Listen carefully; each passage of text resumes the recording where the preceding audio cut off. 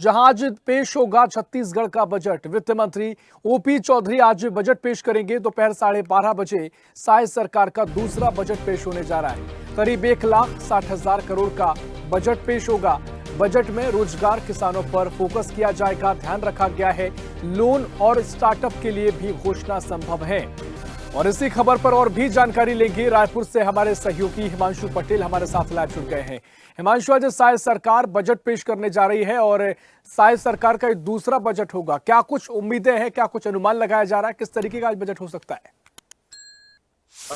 जिस तरह से छत्तीसगढ़ के लोगों के लिए आज बड़ा दिन है, क्योंकि जिस तरह से छत्तीसगढ़ के चौमुखी विकास के लिए जो जो चीजें जरूरी होती है, वो सबसे अहम चीजें है वित्त यानी धन।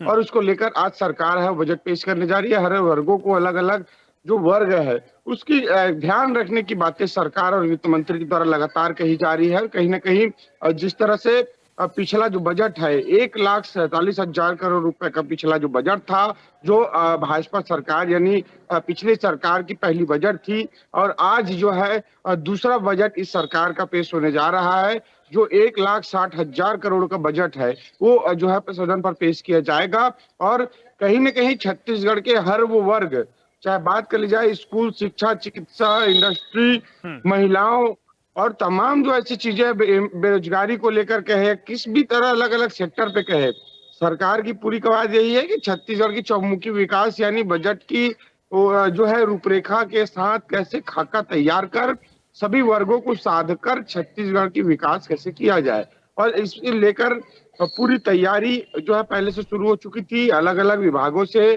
कैबिनेट मंत्रियों से उनके डिमांड के अनुरूप पूरा खाका तैयार किया गया था।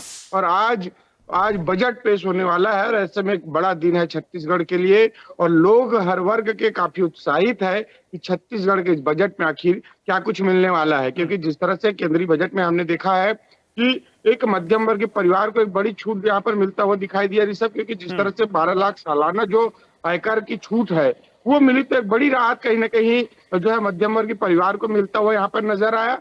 और इसी कड़ी पर कई चीजों पर स्लैब पर टैक्स के साथ साथ कई रियायत भी केंद्रीय स्तर पर मिली है। लेकिन इस बार अब छत्तीसगढ़ की सरकार आम जनता के लिए क्या कुछ छूट देने वाली है और क्या कुछ चीजें में बढ़ोतरी हो सकती है छत्तीसगढ़ के संसाधन और संपदा को बढ़ाने के लिए, तो कहीं ना कहीं ये जो जमीन रजिस्ट्री के मामले पर देखा जा रहा है कि उस पर जो रेट बढ़ने की आशंका है वो इस बजट में ज्यादातर निकलकर सामने आ रही है। क्योंकि जो है छत्तीसगढ़ में जिस तरह से महतारी वंदन योजना के साथ साथ कई ऐसे योजना है जिसमें सरकार का जो कोटा है वो लगातार खाली होता जा रहा है और ज्यादातर जो राशि है वो इन तमाम चीजों पे लगते जा रही है।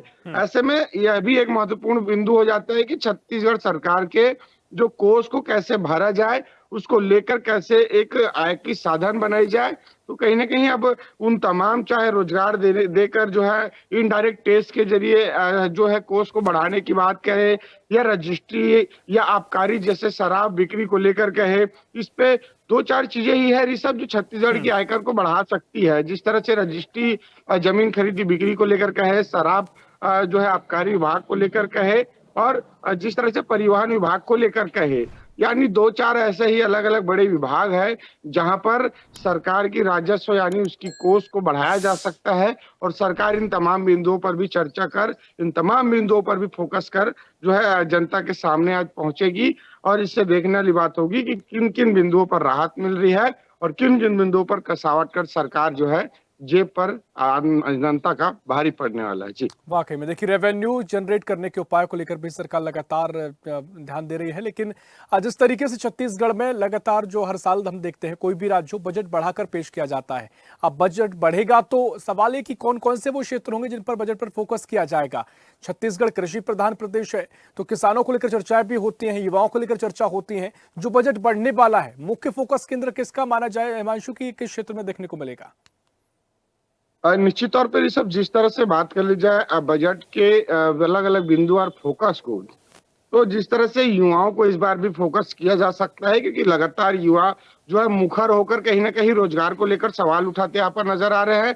और दूसरी ओर जिस तरह से किसानों की बात कर ली जाए तो लगातार जिस तरह से 19,762 करोड़ रुपए की राशि जो है सरकार अनुपूरक बजट में लाई, और कहीं ना कहीं उसमें बड़ी राशि जो किसानों के लिए ही था। तो कुल मिलाकर जिस तरह से 3100 रुपए में धान की राशि जो है धान खरीदी का सरकार का वादा था, और ऐसे में 3100 रुपए के हिसाब से धान की खरीदी की जा रही है, तो केंद्र और राज्य के बीच जो डिफरेंस की राशि है वो सरकार को कहीं ना कहीं भारी पड़ रहा है। और इसी को लेकर सरकार पूरी कवायद कर रही है कि किस तरह से किसानों के अंतर की राशि को दिया जाए। जिस तरह से अनुपूरक बजट लाकर कैबिनेट में फैसला कर जो अंतर की राशि है उसको देने का फैसला किया, साथ ही खरीफ फसल को लेकर कहे तो उसे बढ़ाने के लिए कवायद भी की जा रही है। साथ ही एक किसान के न्यूनतम मूल्य निर्धारित करने की भी कवायद की जा रही है, ताकि किसान है वो साल भर एक ही अपने मुताबिक रेट पर धान के जो है बिक्री कर सके, उस पर भी कवायद की जा रही है।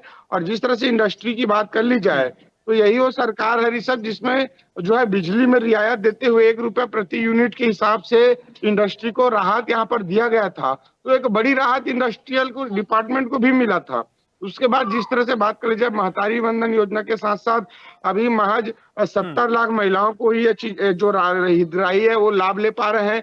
प्रदेश में 1 करोड़ महिलाएं हैं, बाकी 30 लाख महिलाओं वाकई काफी महत्वपूर्ण ये बिंदु है और काफी उम्मीदें भी लोगों को है। हम इंतजार करेंगे, देखेंगे क्या कुछ बजट होगा, आपसे जानकारी लेंगे। बहुत शुक्रिया आपका जानकारी साझा करने का।